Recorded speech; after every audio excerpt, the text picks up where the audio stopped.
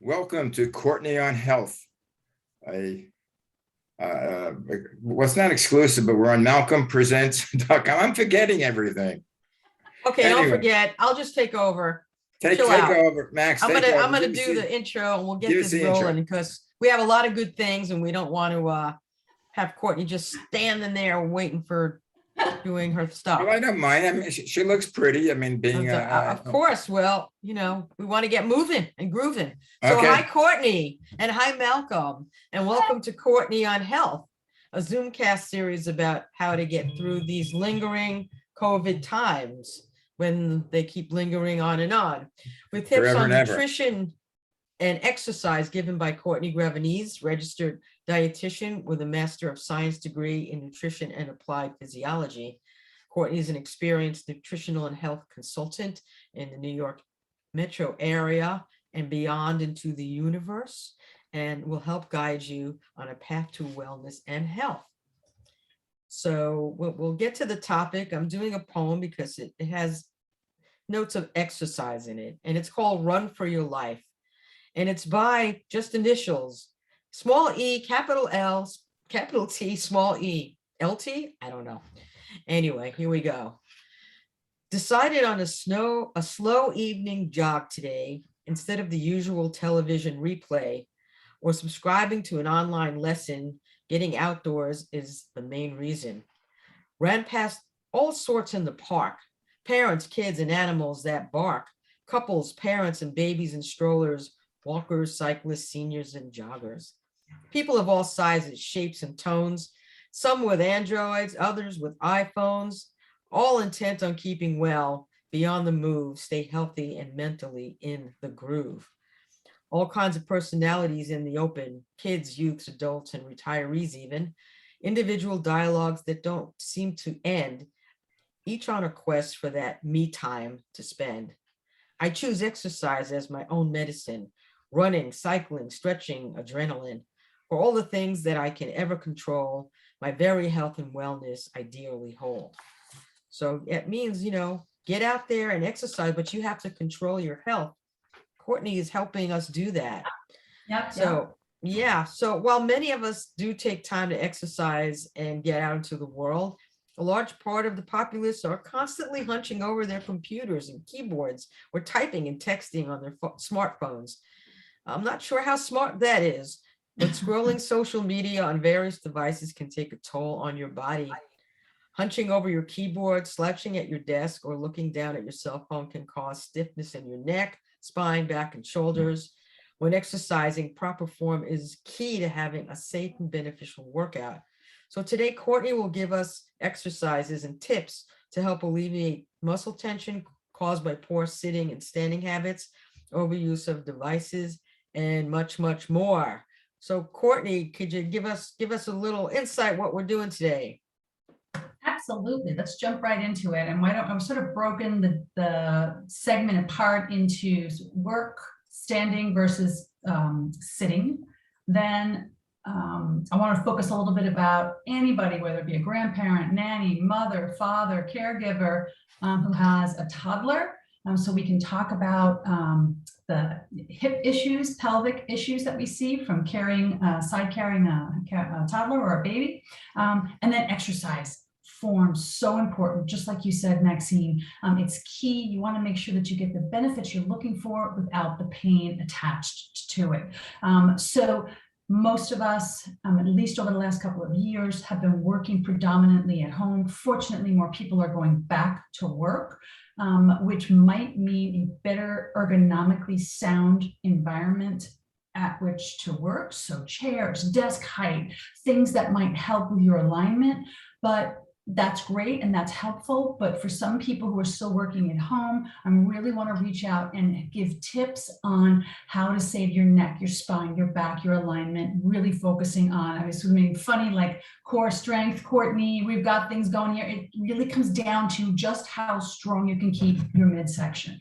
So let's start with, because most people, we're going to talk about standing desks. I think we've touched on that before, but most people are sitting at their desk or their workplace at home. So do you guys, what kind of chairs do you guys have in your home?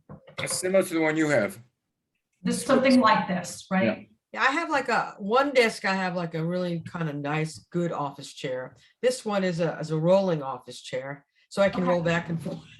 It's Well, but it's at a desk that I think has a good height. But a lot of times, strangely, I have a good chair in my kitchen at the table that I kind of have breakfast at. But now, since I'm looking outside so much, I do a lot of work there, which I'm not sure it's a good fit. well, that's interesting you say that, because we are going to talk about just an everyday trick to keep your eye muscles strong, but let's really focus right now on the chair. The chair is important. So if you are lucky enough to have a type of chair, and it doesn't have to be a crazy Herman Miller, off the chart chair, but a chair that at least has an adjustable height and has got some lumbar back support. So what I mean by that is some type of curvature that aligns with that natural curve that's in your lower spine, your lumbar spine.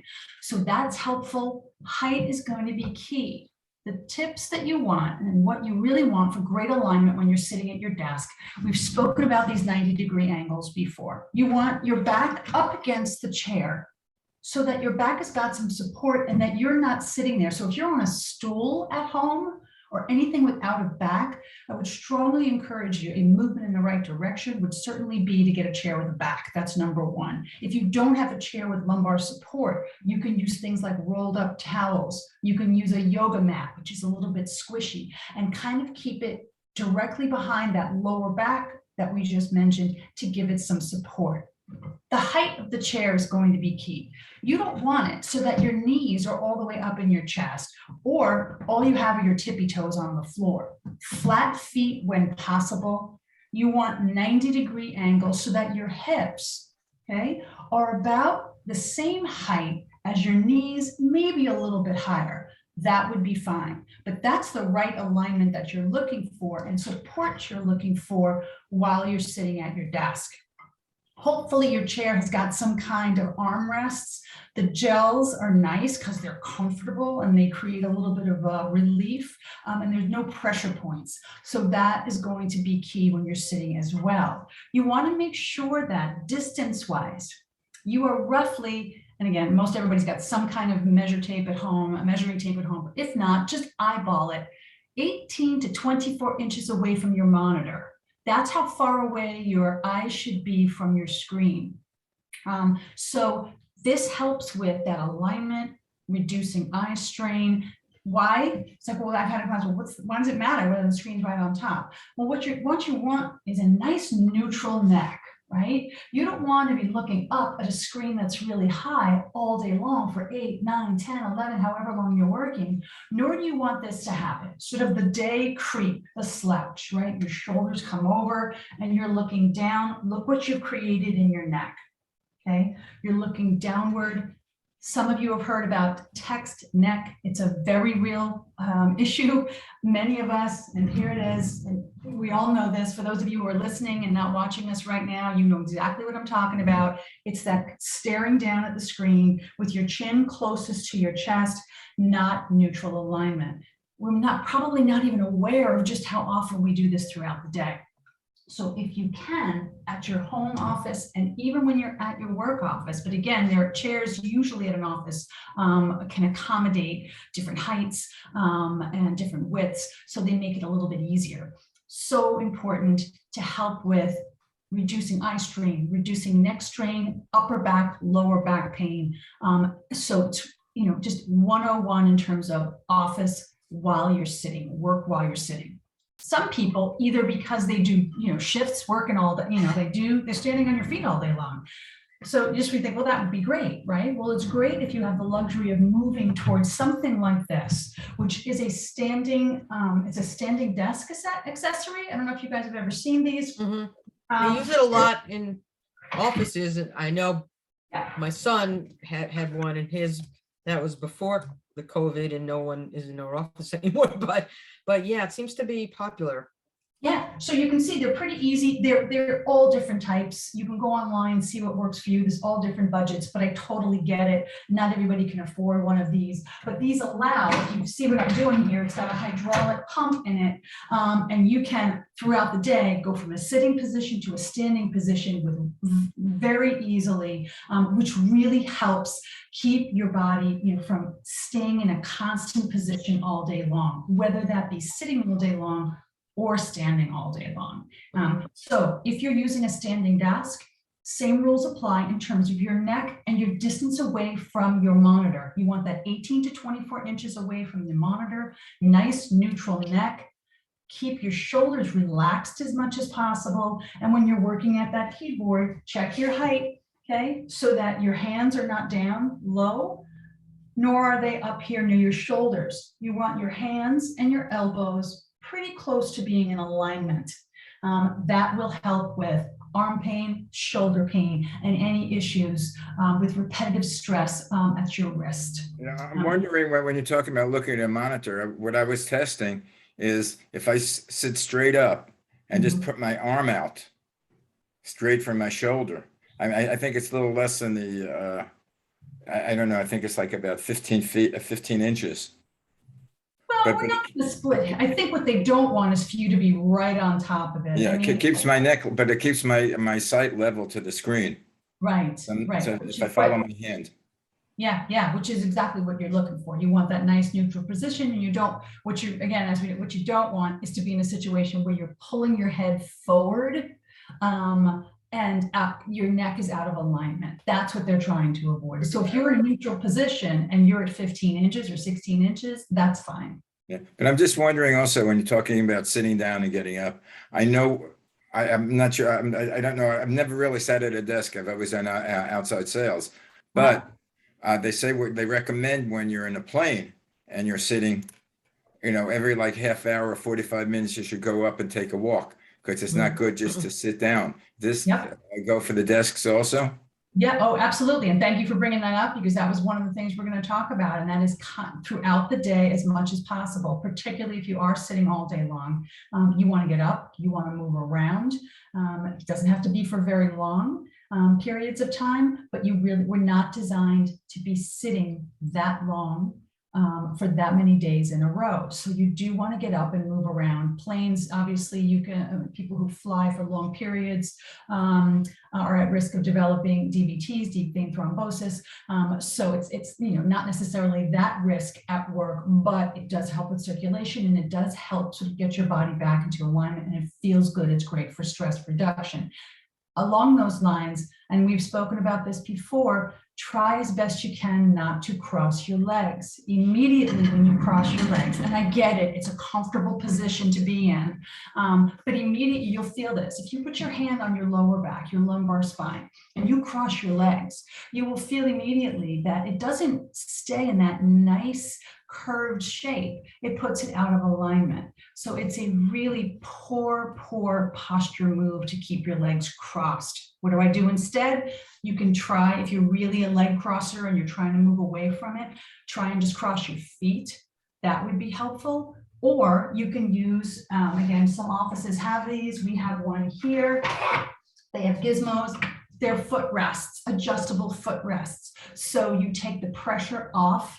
It relieves some of the discomfort of maybe just being flat-footed all the time, but it doesn't create that off balance, that imbalance in your lower spine that crossing your legs will do. Don't have one of these, this is fine. I happen to have this hanging around my house. Anybody who's got kids usually has one of these step stools. I've hung on to it. These are the ones that you use when your kids can't reach the sink. You throw them in there. This works too. Anything that has about that same height, so we're talking about maybe 8 to maybe 12 inches, for you to put your feet up as a rest for short periods of time to give you some relief can also be beneficial. So keep that in mind. Back to standing. If you're standing all day long, and this has been a tried and true trick, simply by putting your foot up and it can be literally anything. It can be a stack of books. It can be a footrest like I have here. It can be an upside down garbage can. Doesn't matter what it is, but simply by lifting that foot, and you're going to switch legs throughout the day, you relieve some of that pressure, that tension in your lower back, the muscles in your lower back. So if you are somebody who's doing shift work and you are standing all day long, try to see if there's something in your work area, your workspace, that will allow you to lift that foot so that you can take advantage of this trick. And it really works and it feels better. You just got to try it and get into the practice of it. Yeah, I'm just thinking somehow it brought me to musicians, and because I play guitar, and it's not always that you're in a good position, when you're playing. I always try to figure out what's the position best for my body versus how I'm playing, and how the instrument's going to sound. So it's quite a little bit of a conundrum, I think, for kind of, people who play certain instruments for a living to get in a position. I mean, each field has a different thing, I think, but I was just thinking, like, because I was thinking the other day, I was crossing my legs because it was more comfortable for me to play. Yes. And then I'm like, I don't know if that was a good idea. So yeah, I think every field, every area of work has their Achilles heel, like the things that might ergonomically be all that great. And we could do a whole topic on esports, but that's a whole other area where people are sitting for 8, 9, 10, 12. These gamers are, sitting in the same position all day long. So again, even new careers are suffering for the same ergonomic issues that even some of the older or more traditional jobs might have. For all of us, however, particularly if you're looking at a screen all day long, so remember that 18 to 24 inches is going to be key, roughly. But throughout the day, there's something called the 20-20 rule. Have you guys heard of this? No. What? 20 rule? 20. And I'm all about visual cueing when I'm working with clients, anything that's going to help you remember this. So if you need to put a reminder in your phone or in your calendar on your laptop, or even an old school sticky note, the rule means every 20 minutes or so, you look away from your computer, off into the distance, roughly 20 feet. You don't need a measuring tape. Simply look out your window or something far away in your office for about 20 seconds. Why? Because when we look close up at a screen, or even worse, our phones, the angle at which your eyes are focused creates long-term tremendous eye strain. So it's a great trick to look off into the distance, relieve some of that eye strain by relaxing the muscles and forcing your eyes to look away. So it's a great trick. 20-20-20, easy to remember. Put it in your phone. Again, put some kind of reminder. It's a great strategy for eye strain. Toddlers, babies, you guys have seen this. If you didn't, you guys are both parents. I'm a parent, so I did it. I get it. The easiest thing to do with a baby toddler is to do the toddler hip hold. You guys know it. You wrap it. You got one free hand. The problem is that, I know it's the hip hold, but it ends up jutting out your pelvis, which long-term really creates a lot of musculoskeletal issues in the spine for whoever it is, whether it be the nanny, the mother, the father, the grandparent. And because you're typically holding in your non-dominant hand, right? So that your dominant hand is freed up to do whatever. Cook, throw in laundry, do work, take notes, check your phone, check your computer. It ends up being very one-sided. So, as best you can, and I believe me, I'm a parent, I totally get it. You got to pick up babies sometimes. As best you can, try and keep that weight forward, even better in the back. So that's why carriers that you've seen them, they're kind of like the backpack type, where the toddler goes in the back, is great, because it pulls that weight back, which is a much more stable position in which to be, and it puts the weight in the back of you, so you're stronger. Second place would be in front. Infant carriers are designed that way. You've seen slings, infant carriers in the front, and those are fine, particularly when the baby's smaller. As a toddler gets bigger, you can see the problem with that. You're pulling yourself forward. long-term, that's putting a tremendous amount of strain on your lower back. So please, particularly new parents, try very, very hard to avoid that habit as best you can. I totally get it though. It's not always possible, but at very least, here's a great stretch for you to do. If you are feeling that strain in your hip and in your back, you're simply going to bring your foot behind you. So your leg is coming behind and you drop that heel down and you get a nice stretch in the hip. It's a nice hip stretch. And then because we want to keep things even, you're going to do the same thing on the other side. So again, it doesn't prevent, injury 100%, but it feels good. And at least it loosens up those muscles, creates some flexibility if you've been holding that toddler on your hip for a long time. If you've got toddlers. So exercise, we've spoken about whenever we've done our sessions together with form. It's so important, not only for injury reduction, but you're working hard, right? You carved out time, you've made a commitment to work out, capture every moment of the time you're exercising and really make it work. If you're going to do it right. I see this so often all over where people are, they've got weights, they mean well. I just have some handheld weights here just to give you an example, but they're flying all over the place, right? They're doing I love this. It's like the bird, right? So there's no control in there whatsoever. They're using momentum. They're not using power, total body power to move those weights.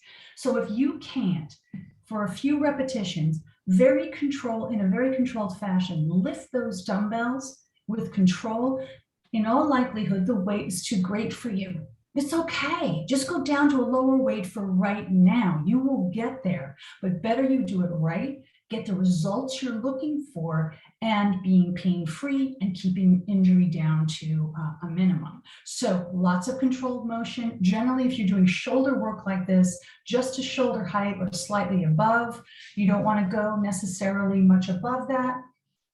If you're doing shoulder work and doing anything overhead, think scarecrow. I know when we've done our sessions together, I've given you some examples. Nice control. Look at the shoulder alignment. You're not winged back here and you're not in front here, right out to the side.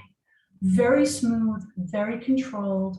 Keep breathing and always keeping in mind that your core should be strong. It's your engine. So keep it strong. Navel to spine is a great visual cue I can give you. So again, if you're listening to this and not watching it, I want you to picture somebody's got a thread going through your navel and pulling it to your spine. That's kind of what you want. You want that pull of your navel area pulling in towards the back of your body. If you are working your back, your upper back, a good visual cue might be if you can hold let's say a ping pong ball or a golf ball around that size in between your shoulder blades while you're doing a back exercise. It gives you a good visual of what should I be doing? Am I doing this right? So that's one I would typically give to make sure that their form is correct. For abdominal crunches, you guys have done abdominal work before at some point. Rather than keeping that chin on the chest, remember we said that text neck before, keep it up and picture an orange sitting underneath your chin, resting on your chest. If you picture that orange there, even though it's not really there, you can visualize the proper alignment that your neck and your head should be in when you're moving into doing any kind of crunch or abdominal work. Why? It keeps your neck from doing the work. It keeps other muscles from doing the work, and you focus more on the core and the muscles you really want to work, which are your abdominal muscles. So just a few visual cues like that can help. Yeah.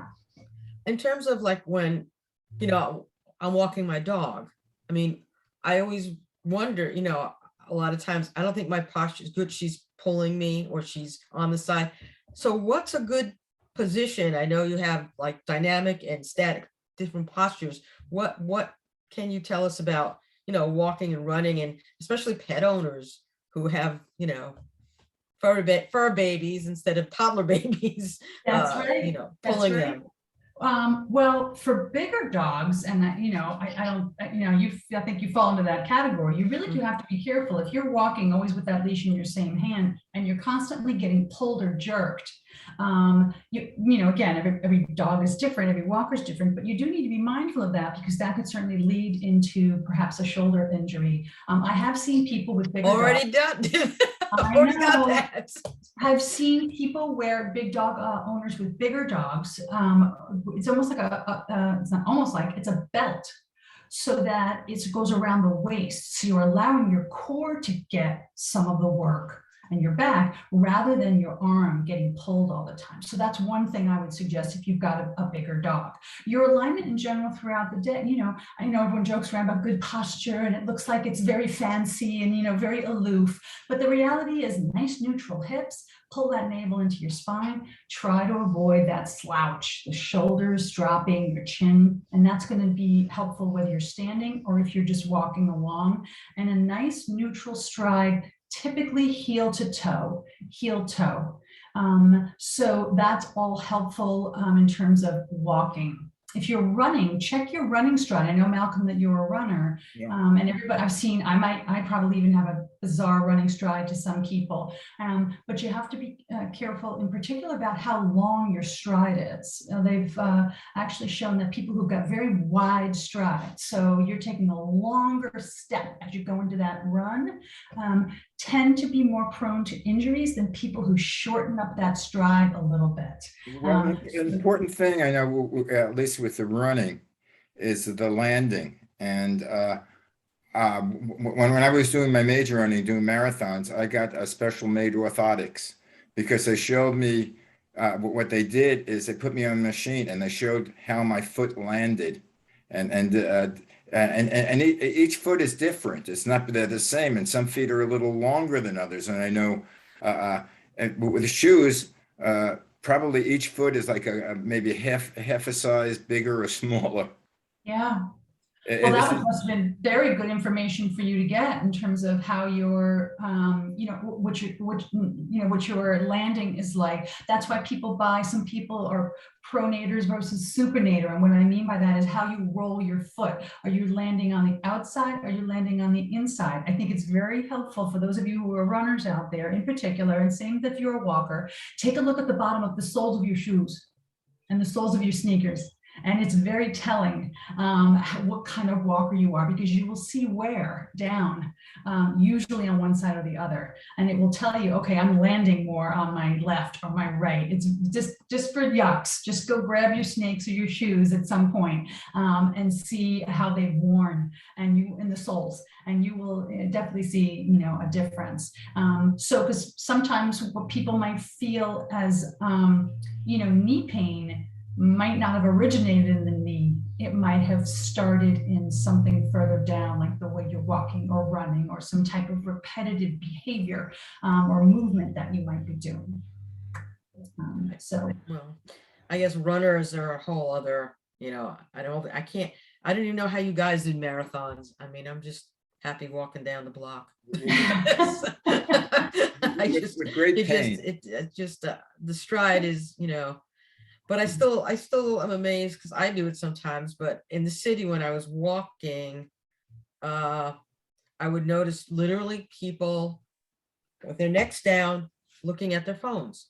Yeah. In the city, walking on the streets, not paying attention to anything, but you could see their posture was, in addition to everything else and being dangerous for not knowing who's in front of you. Right. I don't know how do you get people to stop doing that? It's just well, I tell you, I'm about visual cueing. I'm about any cueing that will help affect more positive behavior change. So if it means, so if you ask, so I'm going to say, I would tell everybody, literally put a reminder in your phone at least multiple times a day, and just set it for every single day as a reminder. It can be funny. You could be like, hey, you, look up, there's a whole world outside. Right. It Just so just that, doesn't make any sense. It just doesn't. we all do it, and myself included. I have to constantly check myself. And they've come up with, I've seen some really funny memes on contraptions that people can come up with. Like, so think of a selfie stick, sort of like attached to Right. like, almost like with a flag, somebody who holds a flag in a parade, and you put the phone out in front of you. I mean, funny stuff. I'm not sure that's the answer, but I mean, sometimes I'll have to answer like some business directed text, and I'm walking the dog. People must think I'm like losing my mind, you know. I mean, I have the dog I'm like dragging, and then I have the phone. It's like, what am I doing? You know, I don't know. I need your services, kiddo. Absolutely. You gotta- No, I won't do that. I won't honk my horn, but You I got to will- straighten me out. Modern day society puts a lot of various strains that we never had, sort of like walking with a cell phone, or even in cars, even though they have you can have the speaker when you're on your cell phone, it takes away your concentration. I mean, when I'm speaking on even on a speaker and I'm driving, I'm not paying as much attention to the road. Yeah. Because I'm thinking about what the other person is saying and what I'm saying versus giving 100% of my attention to the road, which is dangerous. And I don't think I'm that much different than the rest of the world.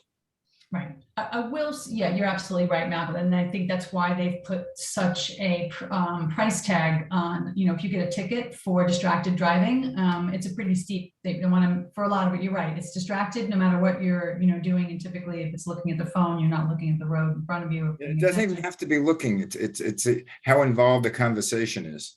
Yeah, well, it really speaks to, and we have all these topics coming up. It really speaks to mindfulness, right? Like how many things we think we're multitaskers. We think we're great multitaskers as human beings. And the reality is we're not meant to have that many balls up in the air at the same time. And we think we are. So this is just one more, we got to take the good with the bad, right? The technology is fantastic, but with that comes some of these negatives that we just need to mitigate. We need to mitigate some of the ill effects of them. And that's why sessions like this, I think, are helpful for people, because it's like, you know what, I really do, look at my phone all day long. So maybe the solution, one baby step goal might be, if there's something you could do on your regular computer screen, whereby you can keep your neck in a neutral position at 18 to 24 inches away, and not on your phone, that might be at least a movement in the right direction and save the phone for when you really need it. Guys, my multitasking,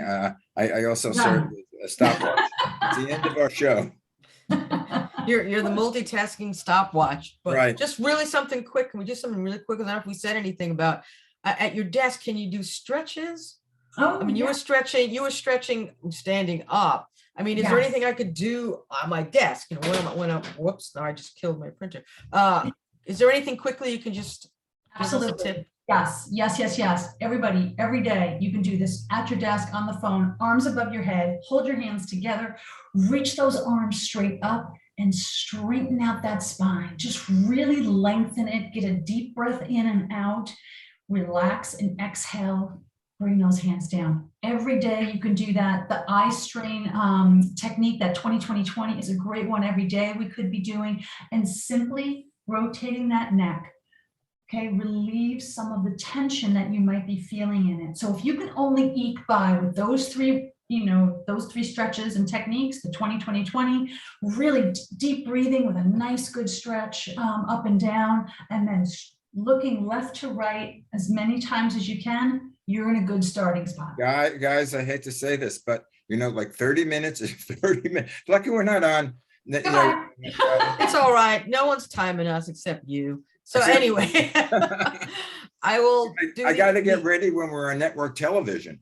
Yeah, I know. I mean, because if we're on network television, we just lost 5 minutes of the show. That's all right. We'll have enough sponsors. I'm going to just do the outro then and wrap it up. Get out.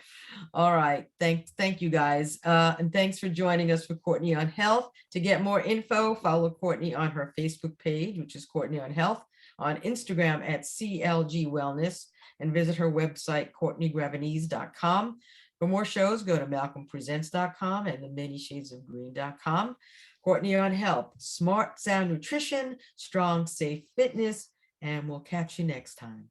See you next Well, time. always, as I say, is my promotion. MalcolmPresents.com is an internet platform.